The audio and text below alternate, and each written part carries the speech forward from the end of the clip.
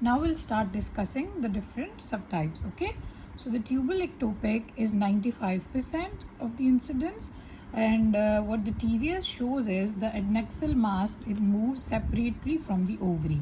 If we do the expectant management for tubal ectopic, it has got 57 to 100% success. If we do the medical management, then it is 65 to 95%. If we do the surgical management, then it could be in the form of salpingectomy or salpingotomy. We're going to discuss them in detail as well. And cervical, the incidence for cervical is less than 1% of all the ectopic, and abdominal was 1%, but cervical is even less than 1%. Okay, so what the ultrasound shows is there is empty uterus, there is a barrel shaped cervix, the gestational sac would be seen below the internal os, and there would be no sliding sign positive. Sliding sign is a sign which is seen on ultrasound, okay, ultrasound probe. And we also notice the blood flow around the gestational sac. The expectant management is 91% of the time effective in cases of the cervical ectopic pregnancy.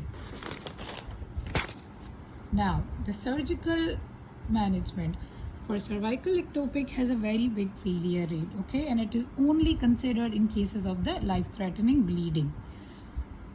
Now, the C-section scar pregnancy. The incidence is 1 in 2000.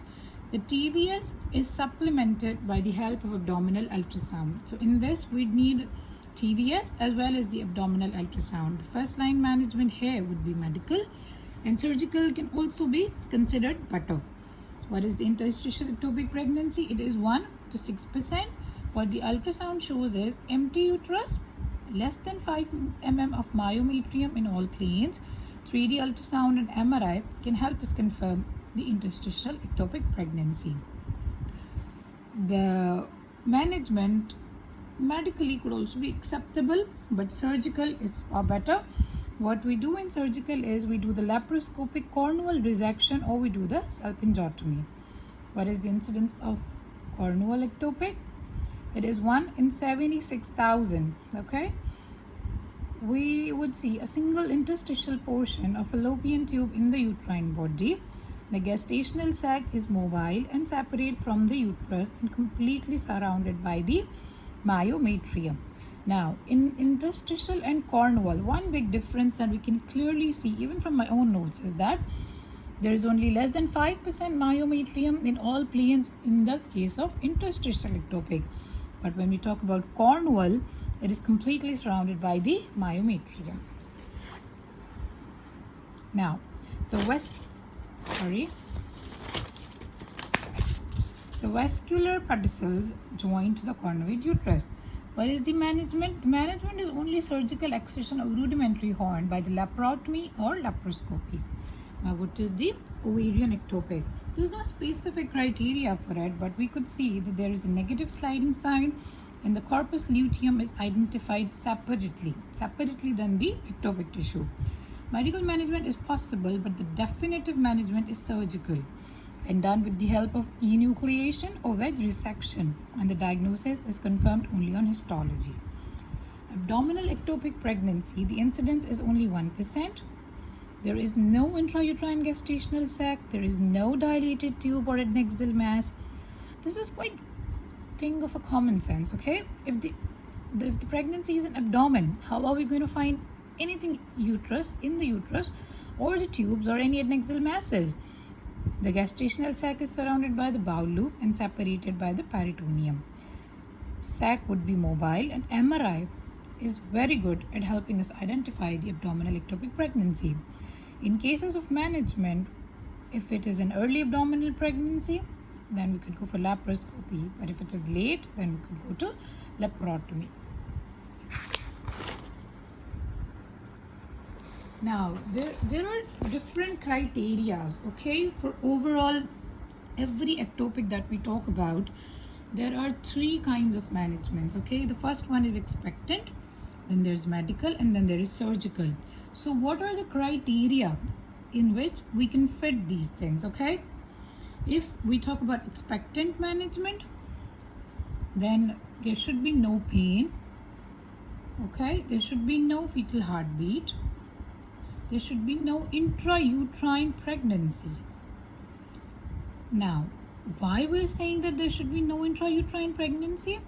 Because one of the subtypes of ectopic pregnancy is heterotopic pregnancy. Okay, so you need to be very clear. Now, I'll give you an example. If there is a patient who comes to you who's not hemodynamically stable, she's in severe pain, what are you going to do about her? You're not going to wait. Expectant is actually watchful waiting, right? You're not going to wait. Patient could go into shock. You're not going to do medical management because that is going to take a lot more time. What you have to do is you have to open her up by laparoscopy or laparotomy. Okay?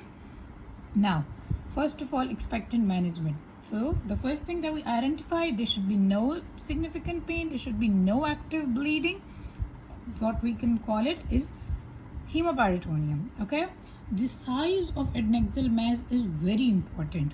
It kind of distinguishes between medical expectant and as well as surgical. Okay, so if the mass is less than 35 mm, you could go for either expectant or medical. But if it is more than 35, you have to go for surgical. Okay, this is like a cutoff.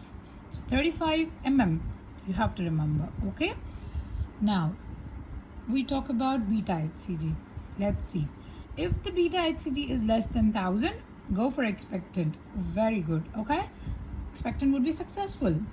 But if it is between 1500 to 5000, you could go for medical, considering all the other things are also there. Okay, surgical is done in case of beta HCG if it is more than 5000.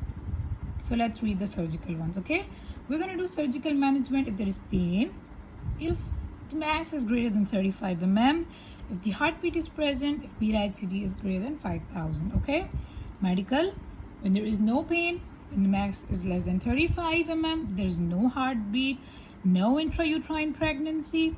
Okay, and if the patient herself is willing for medical management, consent is extremely important.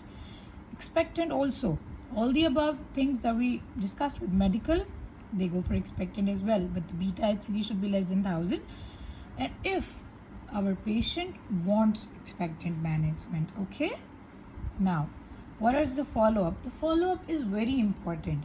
And also one thing that you need to remember is that for expectant as well as medical management, a patient who is willing to do this and who is willing to come to you, who can follow you up. Okay, that is also one of the very big criteria, because you need follow-up.